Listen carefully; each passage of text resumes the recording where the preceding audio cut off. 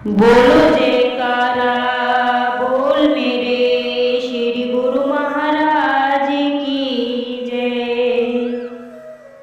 ईशोपनिषद में वचन है, यह संसार उस परमात्मा का बनाया हुआ है। इसके जितने भी पदार्थ हैं वे सब भी उसी ईश्वर के ही हैं।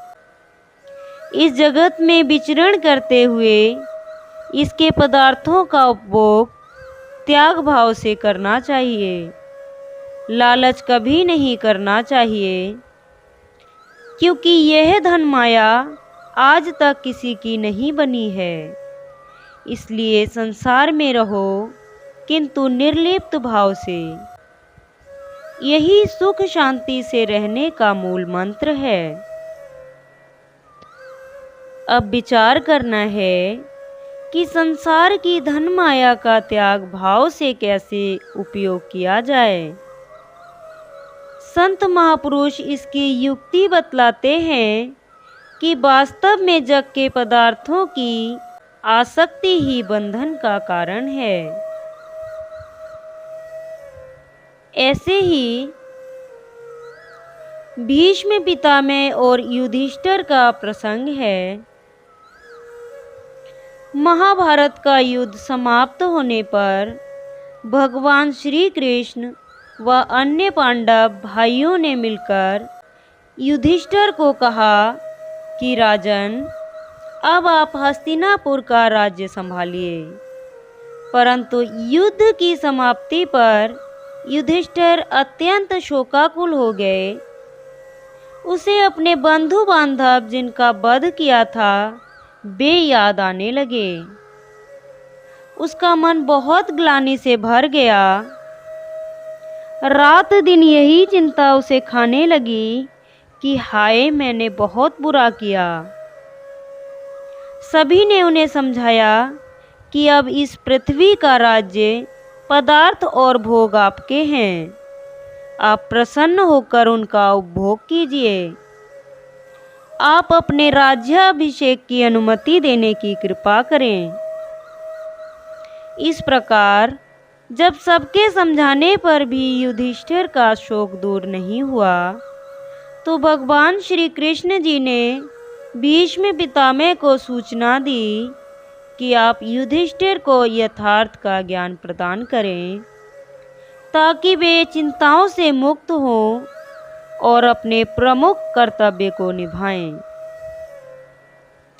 भीष्म पितामह जी उस समय शरशैया पर पड़े थे और भगवान श्री कृष्ण जी का ध्यान कर रहे थे।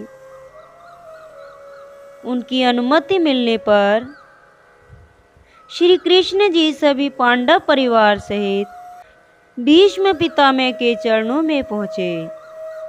सर्वप्रथम श्री कृष्ण जी ने उनकी तीरों के घाव से हुई पीड़ा का हरण कर लिया, जिससे भीष्म पितामह पूर्णतः स्वस्थ और पीड़ा रहित अवस्था में आ गए।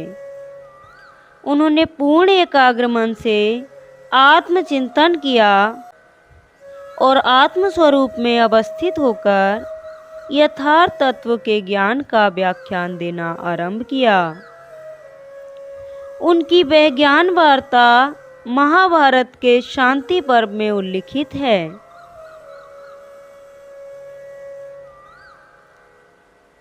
प्रभु का आदेश मिलने के बाद भीष्म पितामह ने युधिष्ठिर को जो ज्ञान उपदेश दिया, एक संत ने उसे संक्षेप में इस प्रकार वर्णन किया है। हे राजन, आपने बचपन से ही समस्याओं व कष्टों का सामना किया है। जब आप अभी छोटे थे, आपके पिता का स्वर्गवास हो गया था। उसके पश्चात दुर्योधन ने आपको अनेक कष्ट दिए, उन्हें भी आपको झेलना पड़ा। अब आपको यह जीवन लीला देखकर यह निश्चय कर लेना चाहिए कि भगवान की मौज के बिना पेड़ का एक पत्ता भी नहीं हिलता। अतीत में जो कुछ भी हुआ वह सब ईश्वर की इच्छा के अनुसार था। सम्मान और अपमान, जीत और हार, या जन्म और मृत्यु सभी उसकी अनुमति से ही होते हैं। जो व्यक्ति ईश्वर की इच्छा में संतुष्ट रहता है वह एक ज्ञानी और बुद्धिमान व्यक्ति माना जाता है। वही संसार में खुशी या गमी में सदा स्थिर रहता है। हे राजा युधिष्ठिर, जिस किसी ने भी ईश्वर की इच्छा को स्वीकार कर लिया वह उस पर दयालु रहते हैं। ऐसे महान पुरुष संसार में रहते हुए भी संसार से निर्लिप्त रहते हैं। ऐसे महान पुरुषों के जीवन से शिक्षा ग्रहण कर अपने मन को सुख दुख की हर अवस्था में सम कर लेना चाहिए। ऐसे महान सत्पात्रों के जीवन पर चिंतन मनन कीजिए। भगवान शिव सब कुछ करते हुए भी सदा हर्ष शोक की सभी परिस्थितियों में विश्रांत अवस्था में रहते हैं। नारद मुनि पूर्ण संत होकर भी नित्य निरंतर भगवान की महिमा गाते हैं और जगत के दुख या सुख से विचलित नहीं होते हैं। भगवान के अवतार महामुनि कपिल जी गंगा सागर में निर्लिप्त भाव से एक स्थान पर स्थित होकर प्रभु के ध्यान में लीन रहते हैं। संसार की समस्त आसक्ति से मुक्त महामुनि शुकदेव जी सर्वदा अविचलित होकर जीवन मुक्त विचरते हैं। असुर राजा बलि ने अपना कर्तव्य पालन करने के लिए तुरंत भगवान वामन के समक्ष अपने आप को समर्पित कर दिया। भीष्म पितामह जी युधिष्ठिर को संबोधित कर रहे थे, राजन, अब आपको व्यथित नहीं होना चाहिए कि युद्ध में बहुत अनर्थ हुआ है।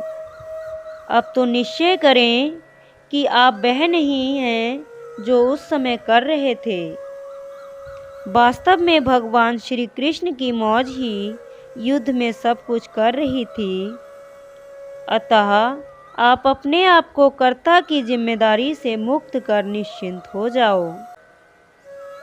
वर्तमान में भगवान की यही इच्छा है कि आप राज्य का कार्यभार संभालें और जनता को सुख सुविधाएं प्रदान करें। महाज्ञानी भीष्म पितामह जी राजा युधिष्ठिर को उपदेश दे रहे थे कि महाभारत युद्ध के दौरान भगवान श्री कृष्ण जी आपके पक्ष में होते हुए भी निर्लिप्त थे। जिस प्रकार श्री भगवान सब कुछ करते हुए भी कर्ता के उत्तरदायित्व से मुक्त हैं, वैसे ही आप भी अपने आप को कर्ता की जिम्मेदारी से मुक्त करो। यह यथार्थ ज्ञान सुनकर राजा युधिष्ठिर ने अपने मन को सभी कल्पनाओं से मुक्त किया और भगवान श्री कृष्ण के आदेशानुसार राज्य स्वीकार कर लिया। विचार करना चाहिए कि राजा युधिष्ठिर की तरह सभी को एक महान संत की सलाह अथवा उपदेश की आवश्यकता होती है।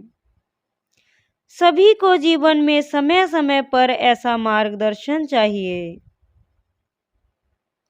अमुक कर्म मैं करता हूँ, इस कर्म का अमुक फल मुझे मिले, ऐसा भाव रखकर कर्म करने से ही मनुष्य कर्मों से बंधता है। प्रत्येक कर्म का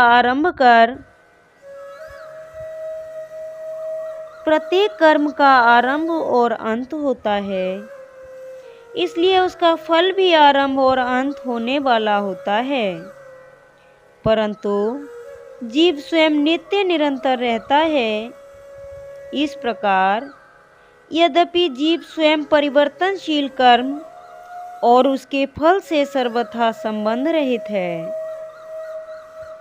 फिर भी वह फल की इच्छा के कारण उनसे बंध जाता है। फल की इच्छा न रखने से नया राग उत्पन्न नहीं होता और दूसरों के हित के लिए कर्म करने से पुराना राग नष्ट हो जाता है।